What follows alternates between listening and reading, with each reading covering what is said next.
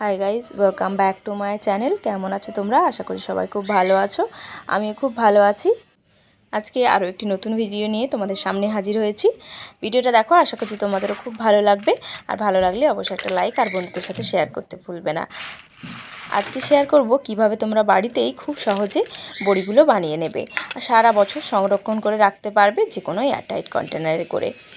চ্যানেলে কেউ যদি নতুন বন্ধু হয়ে থাকো, অবশ্যই কিন্তু চ্যানেলটিকে সাবস্ক্রাইব করে পাশে থাকা বেল আইকনটি প্রেস করে দিবে, যাতে আমি কোনো নতুন ভিডিও আপলোড করলে সেটার আপডেট তোমাদের কাছে পৌঁছে যায়। দোকান থেকে তো আমরা বিভিন্ন রকমের বড়ি কিনে আনি, তবে তার স্বাদ কিন্তু খুব একটা ভালো লাগে না। বাড়িতে বানানো বড়ির যে স্বাদ হয়, সেই স্বাদ কিন্তু দোকানের বড়িতে আসে না। খুবই সহজ পদ্ধতিতে তোমাদের সাথে শেয়ার করব, আর অনেক টিপসও থাকবে, যে টিপসগুলো ফলো করলে বড়িগুলো একদম সুন্দর হবে আর সুস্বাদুও হবে।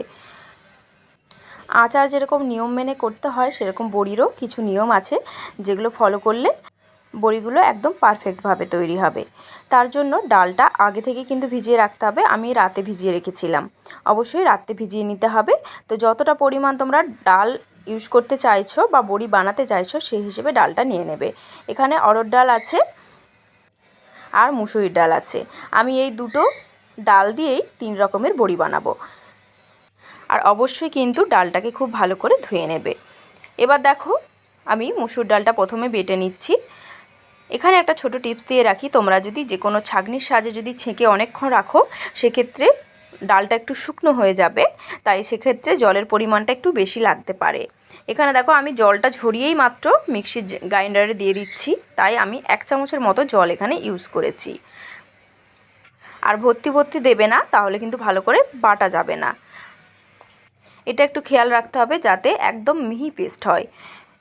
যতটা মিহি হবে বড়ি কিন্তু ততটাই ফাঁপবে, ফুলবে আর ততটাই সুন্দর হবে। দেখতে পাচ্ছ ঠিক কিভাবে করে নিয়েছি। একটুও কিন্তু দানা ভাব থাকা চলবে না। আর জলের পরিমাপটাও ঠিক রাখতে হবে। পাতলা হয়ে গেলেও কিন্তু সেক্ষেত্রে বড়িগুলো চ্যাপ্টা মতো হয়ে যাবে, একটা বড়িও সুন্দরভাবে হবে না।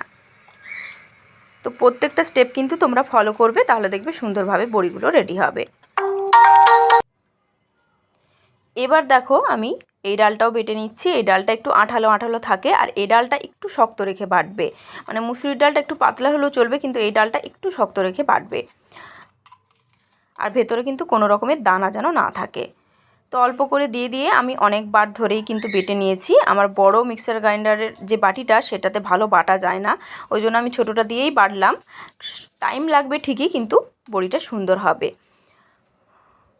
তো এবার আমি এই যে বিউলির ডালের আমি যেই পেস্টটা করে রেখেছি, সেটাকে আমি দুভাগ করে নিচ্ছি। কারণ আমি এটা দিয়ে 2 রকমের বড়ি বানাবো। একটা বানাবো প্লেন, আমার শাশুড়ি মা এই প্লেন বড়িটা খেতে ভালোবাসে, তো তার জন্য একটু পাঠাবো। তো এই প্লেন বড়িটা আমি বানাচ্ছি, আর একটু হিং দিয়ে বানাবো। তো দেখো, বড়ির সবথেকে যেটা মেন জিনিস, সেটা হলো ফ্যাটানো। যত সুন্দরভাবে তোমরা বড়ির ব্যাটারটাকে ফ্যাটাতে পারবে, তত পারফেক্টভাবে বড়িগুলো তৈরি হবে। তো 10 থেকে 15 মিনিট ধরে কন্টিনিউ করে এটাকে ফেটিয়ে নিতে হবে। মিক্সিতে বাটার এটাই একটা সুবিধা, যে মিক্সিতে বাটলে বেশিক্ষণ ফেটাতে হয় না। মায়েরা তখন শিলে বাটতো, তাই অনেকক্ষণ ধরে কিন্তু এটাকে ডাবতে হতো বা ফেটাতে হতো। তো এবার দেখো কিভাবে তোমরা চেক করবে যে এটা ঠিকমতো হয়েছে কিনা পারফেক্টভাবে। দেখো, আমি কাপের মধ্যে জল নিয়ে জলের মধ্যে অল্প একটু ব্যাটার দিয়ে দিলাম। দেখো, দেওয়ার সাথে সাথে কিন্তু সুন্দরভাবে ওপর দিয়ে ফুলে উঠেছে, একটু কিন্তু তলায় পড়ে যাচ্ছে না, তার মানে সুন্দরভাবে ফেটানো হয়েছে। তো এবার আমি একটা থালা প্রথমে রেডি করে নিচ্ছি বড়িটা দেওয়ার জন্য। একটা টিস্যু পেপার দিয়ে বড় একটা থালার মধ্যে, আমি স্টিলের থালার মধ্যে দিচ্ছি, তোমাদের নেট থাকলে নেটে দেবে। এবার দেখো, আমি যেই মেশিনটা দিয়ে বানাবো সেই মেশিনটা নিয়ে নিয়েছি। এটা কিন্তু তোমাদের সাথে আমি আগে শেয়ার করেছি আগের ভিডিওতে, যেখানে আমি বিউলির ডালের বড়ি দেখিয়েছিলাম, মশলা বড়ি রেসিপি। তোমরা কিন্তু সেখান থেকে দেখে বানিয়ে নিতে পারো, বা তোমরা দোকানে যেই নলগুলো পাওয়া যায় সেগুলো দিয়েও বানিয়ে নিতে পারো। তো দেখো, আমি অল্প খানিকটা নিয়ে ভেতরে প্লাস্টিকের মধ্যে দিয়ে দিলাম। এবার খুব ভালো করে মুখের কাছে সামনের দিকে টেনে নিলাম। আর অবশ্যই খেয়াল রাখতে হবে ভেতরে কোনো রকমের বাতাস যেন না থাকে, বাতাসটাকে একটু টিপে বের করে দেবে। তারপর সামনের দিকে একটু চেপে দেবে, তাহলে দেখবে বেরিয়ে আসছে। এবার দেখো, যেই পরিমাণে তোমরা বানাবে, মানে ছোট বানাতে চাইছো কি বড় বানাতে চাইছো, সেই হিসেবে এটাকে প্রেস করতে হবে। যদি ছোট ছোট বানাতে চাও, তাহলে একদমই হালকা করে প্রেস করবে, তাহলে দেখবে সুন্দর করে বড়িগুলো বেরোচ্ছে আর ছোট ছোট হচ্ছে। দেখতে পাচ্ছ আমি কিন্তু প্রত্যেকটা একইভাবে দিয়েছি আর প্রত্যেকটা কতটা সুন্দর হয়েছে, একই মাপের হয়েছে, দেখতে কতটা সুন্দর লাগছে।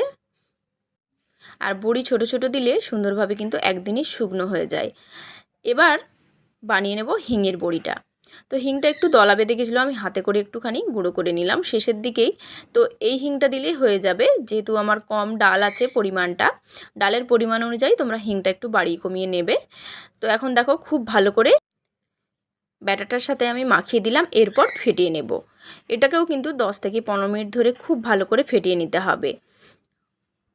এই হিঙের বড়িটা তোমরা যে কোনো নিরামিষ তরকারি বা মাছের ঝোলের সাথে দিয়ে খেতে পারো, দারুণ লাগে খেতে। বা বিভিন্ন সবজি দিয়ে যে আমরা তরকারিটা করি, লাবড়ার তরকারি করি, তাতেও তোমরা এই বড়িটা দিতে পারো, খুবই সুস্বাদু লাগে খেতে। আর দোকানের বড়ি দেওয়া মাত্র একদম ভেঙে যায়, তবে এই বড়িগুলো ভেঙে যাবে না, খুবই সুন্দরভাবে হবে আর খাবার সময় মুখে দিলেই একদম মিলিয়ে যাবে। তো হিঙের বড়িগুলো আমি একটু বড় বড় করলাম। এবার মসুর ডালের বড়িটা একইভাবে করে নেব, সুন্দরভাবে প্রথমে ফেটিয়ে নিচ্ছি। আশা করছি তোমাদের বুঝতে কোনো প্রবলেম হচ্ছে না, প্রত্যেকটা স্টেপ কিন্তু ফলো করবে, তাহলে দেখবে বাড়িতেই সুন্দরভাবে তৈরি করে নিতে পারবে।